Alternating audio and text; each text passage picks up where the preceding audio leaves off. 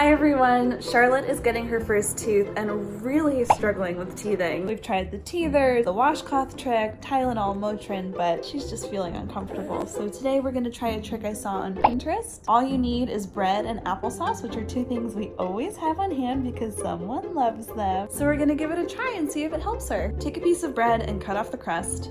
Then use your fingers to smush it down until it's super flat. Spread applesauce or some other type of baby puree on the bread and roll it up really tightly. Trim off the edges so that they're nice and clean, and then microwave it in 15-second intervals for about a minute to 2 minutes long. Don't try to cheat and do it in 30-second intervals because it'll set on fire. I learned that the hard way. The teething biscuit is ready when the bread is super hard, kind of like really well done toast. I've made other homemade teething biscuits in the past that require a little bit more time, some more ingredients, but this is definitely a great 2-ingredient hack. I'd say she's enjoying this just as much, and it was way easier. Like any other teething biscuit or food that you're giving to a baby, you want to keep an eye on them in case they try to shove the whole thing in their mouth like Charlotte just did. I'm sorry that I won't let you choke. So yeah, we're pretty happy with it. Thank you guys so much for watching. We'll see you next week.